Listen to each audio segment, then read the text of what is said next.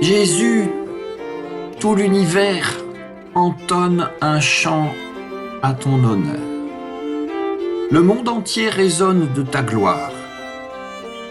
Que tout genou fléchisse à ton nom glorieux, que tous s'unissent pour t'adorer, ici-bas comme aux cieux.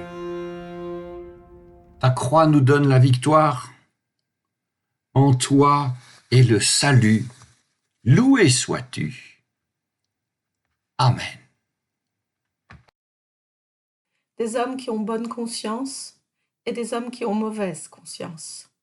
Des gens contents et des gens mécontents. Des gens rassurés et des gens anxieux. Des chrétiens de conviction et des chrétiens de tradition. Des croyants, des demi-croyants et des incroyants. Et tu sais d'où nous venons, du cercle de nos parents, de nos amis et connaissances, ou bien d'une grande solitude, d'un bien-être paisible ou de toutes sortes de difficultés et de tourments, de rapports familiaux harmonieux, tendus ou brisés, du cœur de la communauté chrétienne ou de sa périphérie. Maintenant, nous voici tous devant toi, dans nos différences, tous égaux par le fait que nous sommes tous dans notre tort vis-à-vis de toi et les uns à l'égard des autres. Égaux parce que nous devrons tous mourir un jour. Égaux parce que nous serions tous perdus sans ta grâce. Mais égaux aussi parce que ta grâce nous est à tous promise et accordée. Nous sommes réunis pour te louer en te laissant nous parler. Qu'il en soit ainsi pendant ce temps, nous te le demandons au nom de ton Fils, notre Seigneur Jésus-Christ. Amen.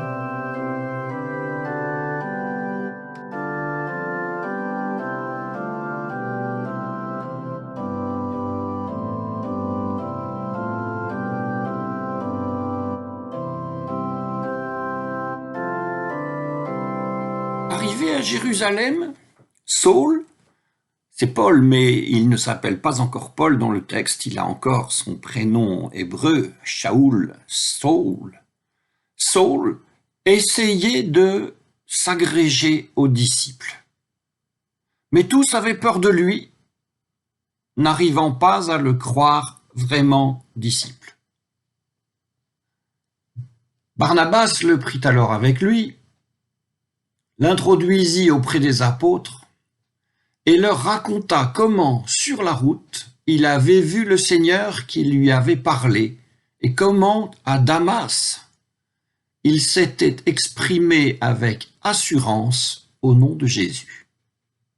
Dès lors, Saul allait et venait avec eux dans Jérusalem, s'exprimant avec assurance au nom du Seigneur. Il s'entretenait avec les hellénistes et discutait avec eux, mais eux cherchaient à le faire périr. Les frères, l'ayant appris, le conduisirent à Césarée et de là le firent partir vers Tarse. L'Église sur toute l'étendue de la Judée, de la Galilée et de la Samarie vivait donc en paix. Elle s'édifiait et marchait dans la crainte du Seigneur, et grâce à l'appui du Saint-Esprit, elle s'accroissait. Je suis la vraie vigne, et mon Père est le vigneron. Tout sarment qui, en moi, ne porte pas de fruit, il l'enlève. Et tout sarment qui porte du fruit, il l'émonde, afin qu'il en porte davantage encore. Déjà vous êtes émondés par la parole que je vous ai dite. Demeurez en moi, comme je demeure en vous.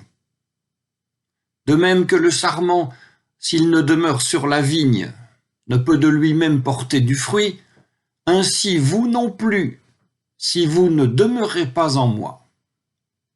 Je suis la vraie vigne. vous êtes les sarments. Celui qui demeure en moi et en qui je demeure, celui-là portera du fruit en abondance. C'est que, en dehors de moi, vous ne pouvez rien faire. Si quelqu'un ne demeure pas en moi, il est jeté dehors. Comme le sarment, il se dessèche. Puis on les ramasse, on les jette au feu, et ils brûlent. Si vous demeurez en moi, et que mes paroles demeurent en vous, vous demanderez ce que vous voudrez, et cela vous arrivera. Ce qui glorifie le Père, c'est que vous portiez du fruit en abondance, et que vous soyez, pour moi, des disciples.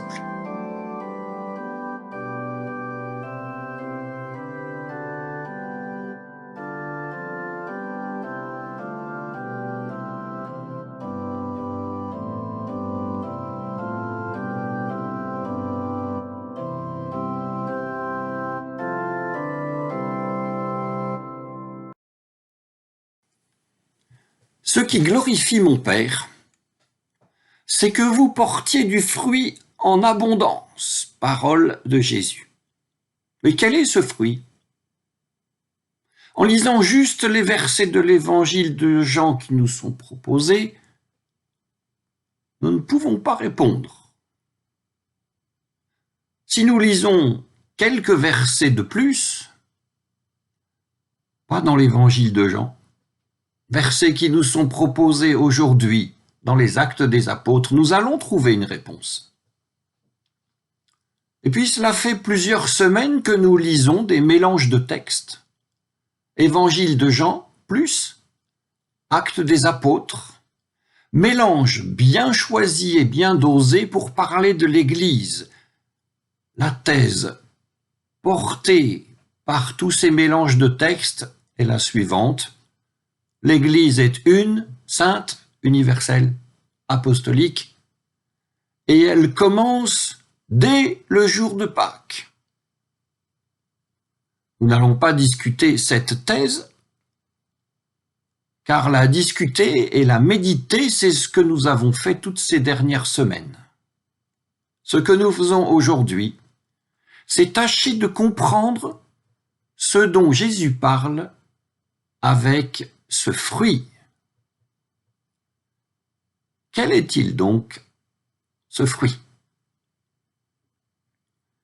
Une proposition nous est faite très claire, avec le 9e chapitre des Actes des Apôtres où nous lisons « L'Église s'accroissait ». Cette proposition rejoint celle qui nous avait été faite jadis, début des années 70 du siècle précédent. Je dis « nous » parce que nous étions tout un petit groupe de catéchumènes, proposition qui nous avait été faite par le pasteur chargé de notre instruction religieuse. Si vous voulez savoir si vous portez du fruit, demandez-vous combien d'âmes vous avez amenées à Christ.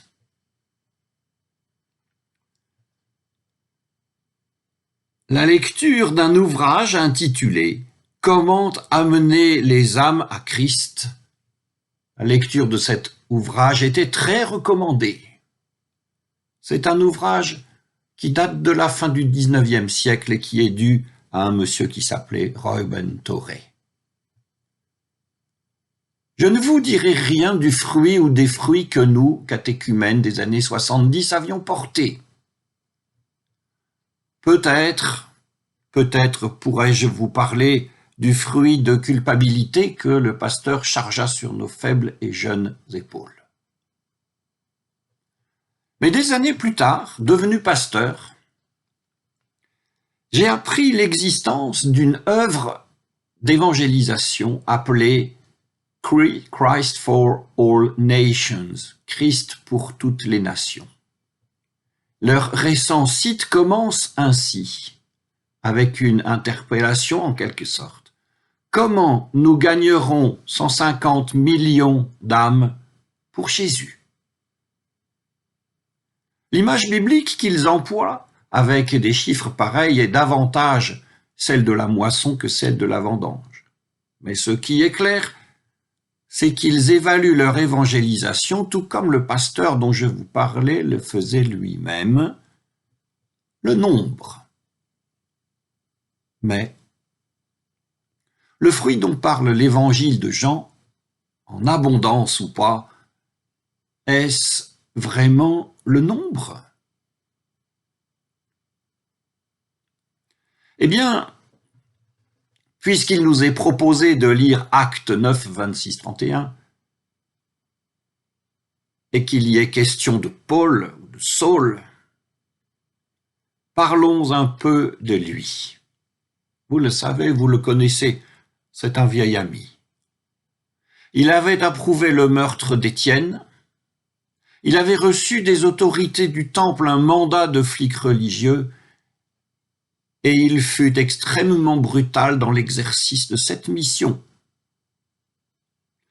Alors, les chrétiens d'origine juive étaient à Jérusalem au moins et au tout début protégés des assauts de Paul par leur proximité avec le judaïsme. Mais tel n'était pas le cas de ceux qu'on appelle les hellénistes, juifs de langue grecque convertis à la foi en Christ. Et c'est probablement eux qui avaient été victimes de la brutalité de Saul. Être extrêmement brutal étant dans la nature de Paul, il fut aussi et immédiatement extrêmement brutal dans son évangélisation. Qu'il ait indisposé les Juifs de Damas, au point qu'ils complotèrent pour le tuer, qu'il dut être descendu caché dans un panier le long de la muraille, relève du pittoresque. Mais plus intéressant est ce qui se passa à Jérusalem. Nous pouvons bien penser que Saul n'avait pas laissé à Jérusalem le meilleur souvenir à ces chrétiens de langue grecque, les hellénistes. Saul voulait de chef et sans attendre parler avec eux. Après les avoir abondamment persécutés, il voulait parler avec eux, mais eux voulaient le tuer. Alors ce ne sont pas des pensées très charitables entre chrétiens, mais c'est ainsi. Le livre des Actes des Apôtres n'est pas un livre d'apologie, mais un livre de vérité. Et la vérité, c'est que le retour et la présence de Saul à Jérusalem en dérangeaient plus d'un. Cet ex-persécuteur, sans autre connaissance du Christ qu'une invérifiable vision sur le chemin de Damas, voulant tout à coup être compté au rang des apôtres, ça dérange. Et pas que les hellénistes. Et puisque nous parlons de fruits, nous nous demandons, mais quelle sorte de fruit est-il, ce Saul? Et quelle sorte de fruit va-t-il produire en s'adressant à des gens de langue grecque, langue que tout le monde connaît? Les Galiléens, que sont les apôtres, je mets des guillemets légitimes, sont-ils prêts à recevoir ce fruit-là et les fruits de ce fruit-là? Lisons. Les frères, c'est-à-dire chrétiens canal apostolique, ayant appris que les hellénistes voulaient tuer Saül, le conduisirent à Césarée et de là le firent partir sur Tarse. Verset 30. Est-ce pour le mettre à l'abri que Saul est gentiment raccompagné vers sa ville natale? Nous pensons que c'est une mesure d'éloignement. Prenant prétexte de la menace qui pèse sur lui, les apôtres envoient Saul, Paul, le plus loin possible, afin que le calme revienne dans l'Église. Et nous lisons donc l'Église, c'est le verset suivant, l'Église sur toute l'étendue de la Galilée, de la Judée et de la Samarie, vécut donc en paix. Nous pourrions, sans forcer, traduire par vécu ainsi en paix. C'est le donc, le ainsi qui porte le sens de toute la phrase. Exit donc ce fruit nommé Saül, bientôt Paul, et préservez ainsi aussi la paix apostolique sur le territoire apostolique, Judée, Galilée, Samarie. Et pour le dire un peu crûment, à cette étape des Actes des Apôtres, l'Évangile reste un truc de Juifs, demeurés depuis toujours sur cette terre, la terre de leurs ancêtres. Et ceux qui se convertissent à cet Évangile seront suffisamment peu différents les uns des autres pour qu'il n'y ait pas de problème d'intégration. Et, en conséquence de tout cela, l'Église s'accroissait, soit, mais elle s'accroissait de fruits assez semblables les uns aux autres, parce que tous recrutaient sur le même territoire et dans les mêmes villages. Là-dessus, nous revenons à l'évangile de Jean. Évangile de Jean qui, s'agissant de vignes et de sarments, est lui aussi capable d'envisager la disqualification, la qualification aussi bien sûr, et le tri. Même dans l'évangile de Jean, qui parle tellement d'amour, certains sarments sont promis à être enlevés, rejetés, desséchés et brûlés. Et qui dit certains sarments dit certaines personnes. Responsable de ces opérations, Dieu. Encore qu'apparaissent ici et là des formes impersonnelles de la conjugaison et des « on » un peu suspects. Suspects pour nous des « on » qui laissent à penser que l'homme y prend sa part à ce tri, qu'il se croit capable de faire un diagnostic et d'appliquer la thérapie la plus radicale. Dans ce chapitre de l'évangile de Jean, demeurer en Jésus-Christ, c'est ce qui compte et c'est même la seule chose qui compte si l'on veut porter du fruit. Demeurer en lui comme il demeure en nous. Mais le fruit, qu'est-ce que c'est? Eh bien, nous avons l'immense chance d'avoir ici une allégorie végétale. Jésus-Christ, le cep de vigne, le croyant, le sarment, et le fruit, eh bien, prenons cette allégorie juste pour ce qu'elle est. Le fruit vient en sa saison, on le voit et on le désire, on le cueille, on le mange, il nourrit. Et ceux des chrétiens, ces d'eux que nous parlons, ces chrétiens qui portent du fruit, sont ceux auprès desquels nous trouvons de quoi nous nourrir. Nourrir notre foi, nourrir notre espérance, nourrir nos interrogations, nourrir en somme notre vie. Et cela s'accomplit dans le partage, partage des réflexions, des prières, des chants de la scène, etc. Et puis pourquoi des chrétiens seulement? N'y a-t-il pas d'autres gens auprès desquels nous trouvons matière à vivre? Il y en a. Pourquoi n'y en aurait-il pas? Comme nous l'avons lu la semaine dernière, il a d'autres brebis. Chrétiens ou pas donc, auprès desquels vivre devient plus profond, plus simple et plus beau. Tel est le fruit.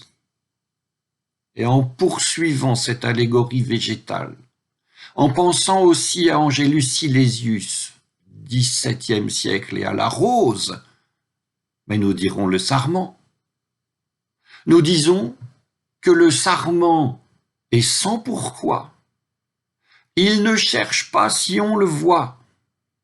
Il porte son fruit parce qu'il porte son fruit et le donne librement et gratuitement à qui le prend.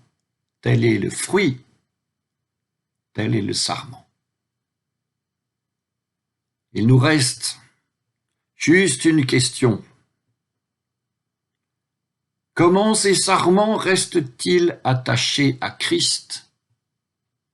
Eh bien, nous laissons un peu de côté notre métaphore végétale qui n'ouvre pas à une réflexion sur la conscience et la responsabilité des végétaux.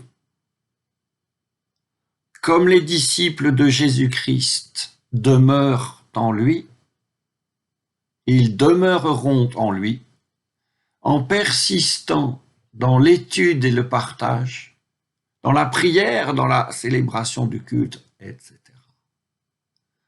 Et même si le Christ dispose toujours d'autres moyens, comme le dit le cantique, ceux que nous venons de citer restent toujours à la disposition de tous. Et pour porter finalement quel fruit? Un fruit de fraternité, qui ne doit rien ni au nombre ni à l'uniformité. Ce fruit qu'on reçoit pour autant aussi qu'on le donne, pour la seule gloire de Dieu. Amen.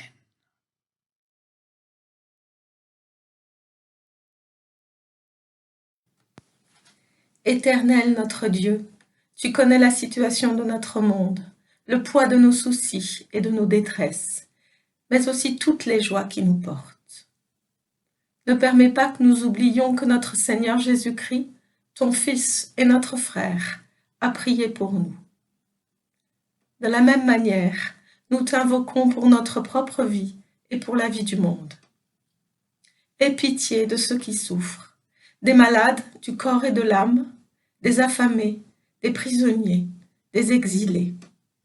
Soutiens les hommes et les femmes de bonne volonté qui œuvrent pour la paix entre les peuples.